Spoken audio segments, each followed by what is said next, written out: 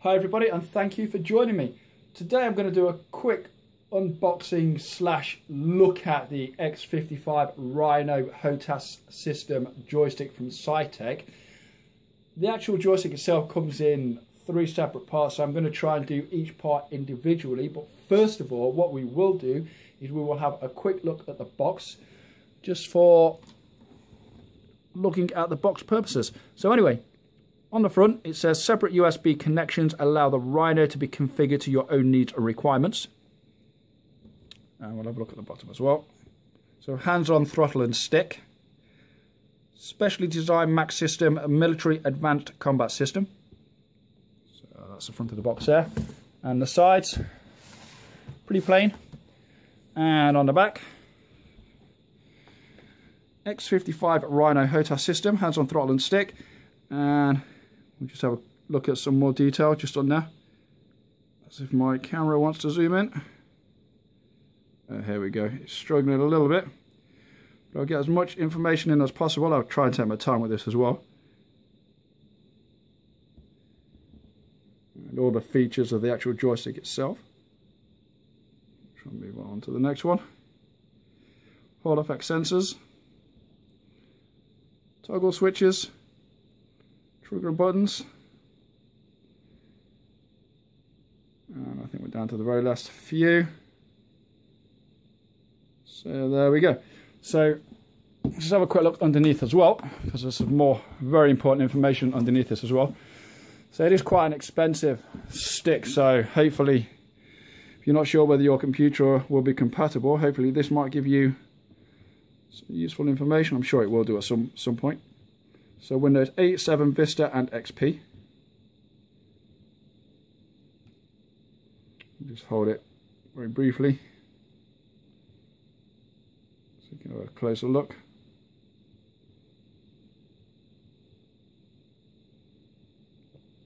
And there we go, that's pretty much it for the box. So what I'm going to do now is I'm going to take all the contents out of the box and we will go through each piece bit by bit. So if you bear with me just 2 seconds and I will be back very shortly.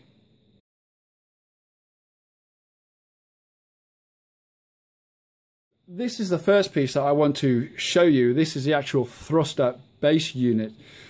So as you can see, it looks a pretty complex piece of kit, but we break it down bit by bit and we can go through and show you what is actually on this thing. So to start off with, we've got a mode switch on the bottom left there. So you can, if you've got all the buttons and toggle switches configured, you can actually flick from mode 1, mode 2 and mode 3. So obviously it changes everything on the fly. You also have 7 toggle switches as well, so you immediately press these down or up and they immediately return to center. So it's a toggle switch, so you have 7 of them. And you also have, if we just turn this to one side as well, you also have, although you can only see buttons 3 and 4 there, you do have 4 rotary switches. So that's number 4, that's number 3, and at the top here is number 1. Again, that clicks down, and just below that, that's number 2. And also, as you can see, that clicks. So, also on the right thruster stick as well, you have a slide switch. Hopefully you can see that clearly. It's just there. You have an E switch there, just the red one. And also, you also have a HAT3 switch, so it goes up, down, left and right, and a HAT4 switch. You also have like a little nipple here, which replicates a mouse if you so desire. And then if we just turn this round to the back, you have the K1 switch, which is an up and down switch. And then you have a couple more switches just there as well. You also have another dial just to the side. And if we spin it around to the other side, so that's the dial there that I was talking about. You also have like a resistance dial here as well. So if you turn this to either the left or the right, you can determine the resistance of these thrusters.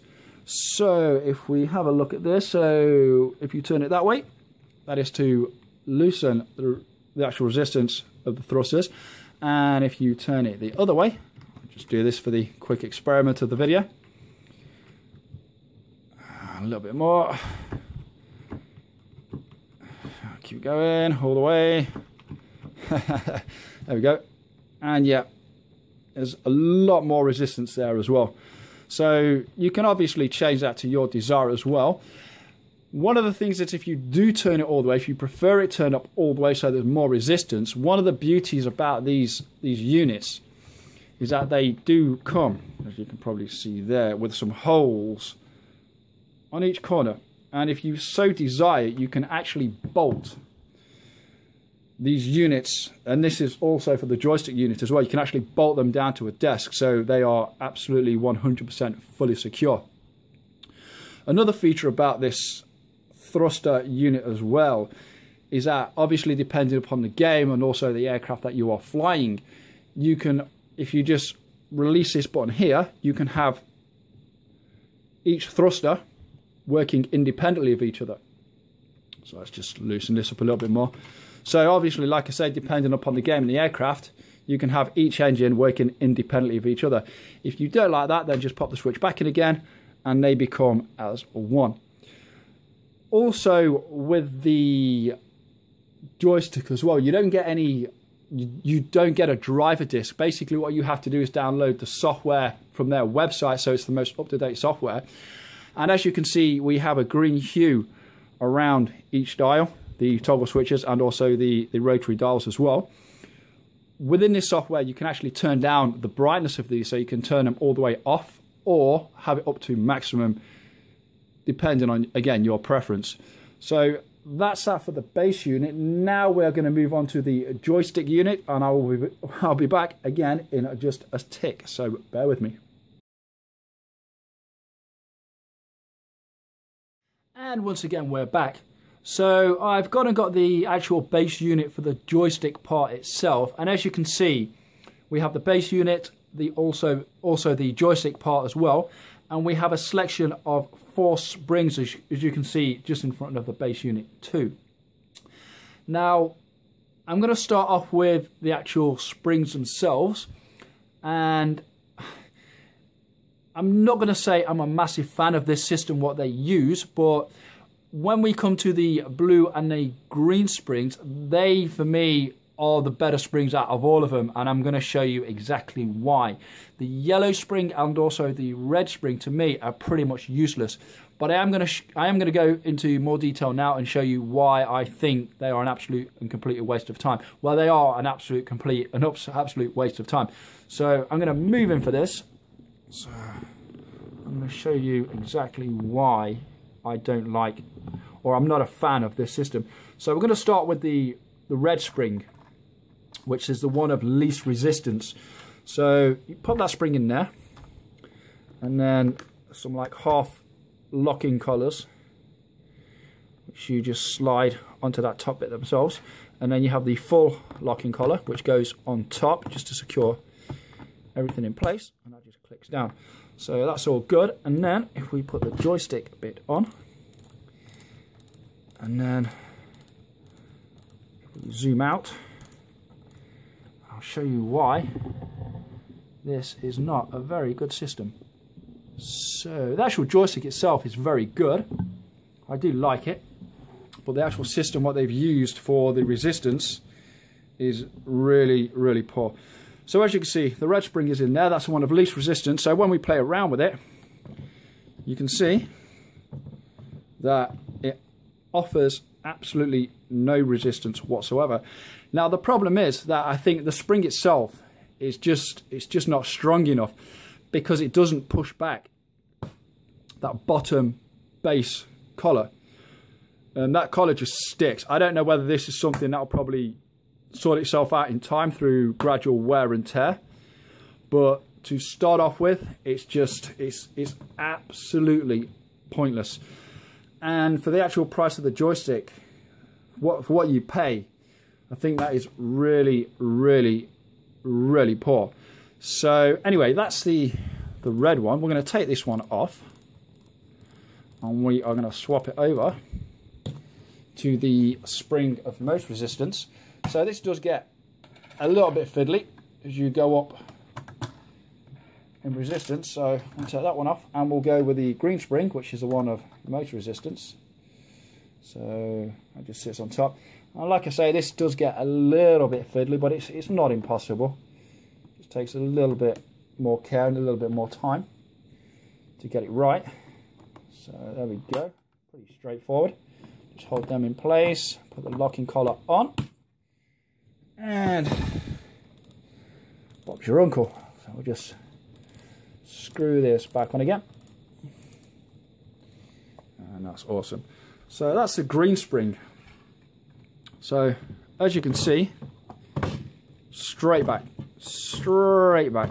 So, and that's pretty much the same for the blue spring as well. The actual red and the yellow springs are, for me, you can just, well, basically just pretty much chuck them straight in the bin because they are no use whatsoever. But when you move up to the blue and the green springs, they offer more resistance, more control, and it actually springs back to center. So all is good. So that's pretty decent. That's not too bad actually. So anyway, we're going to look at the joystick itself. So if we just move this up so we can see what we're looking at. So the front of the joystick, you've obviously got a rest here. You have a little button on the side. You have the point of view hat switch there. Red button on top, and a concave H2 switch and a convex H1 switch, which obviously goes up, down, left, right, and also to the diagonals as well. If we spin this around, and to the right hand side of this, you also have a little red fire button just there. And at the front, you have a red trigger button, an inverted trigger button, and also another red fire button just at the bottom there. And if we spin it around to the other side, again, that's just a fire button that we mentioned just slightly earlier. So, all in all, if we just bear with me 1 second, I will get the thruster unit tool, we'll put them side by side. And that's just dropped. So all in all, it's a pretty solid setup. I mean, the actual materials and construction of the joystick is really, really solid. It does have a few minor flaws with it. One of the main ones is obviously the weaker springs. And also what I would like to have seen as well is on the thruster unit, I would have liked to have seen a little bit more space between the actual thrusters and the toggle switches as well, because sometimes it can get a little bit fiddly. It gets in the way just a little bit. So I think if they would have given another probably 1.5 inches, 2 inches, to give it a little bit more leeway when you're flicking the switches, so you don't knock anything close to it, I think that would have been nice. But it's workaroundable, so it's not really a major issue.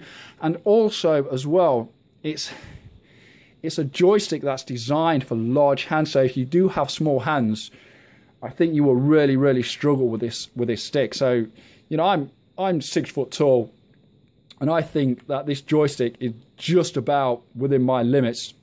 You do have to have a bit of a play around with the buttons to actually find out where they are. But I think, like with most things, a bit of practice, you'll pretty much be able to hit the buttons what you're after. But I think if you're not a very big person, you do have small hands, then I would personally consider looking at other joysticks out on the market. And also, it comes to price as well.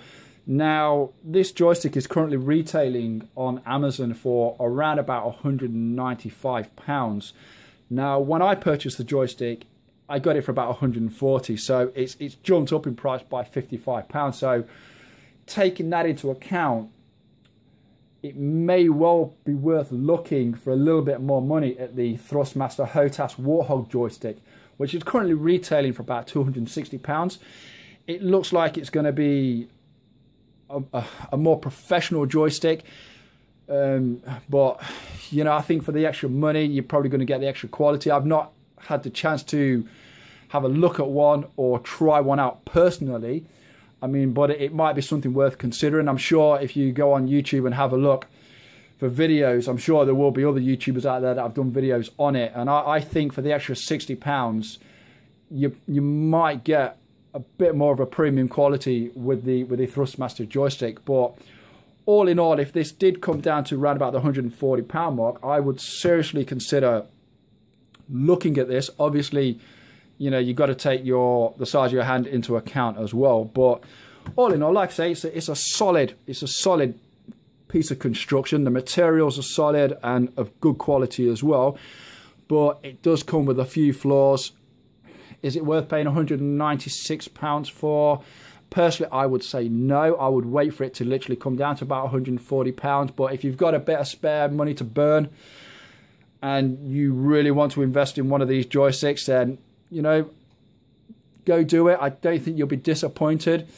But at the end of the day, it's also the chance you take as well. But all in all, it's a good solid joystick. Does have its flaws, but it's brilliant. It's a very nice piece of kit. So I hope that helps with your decision whether you're going to consider buying one of these or not. If it does, please let me know in the comments.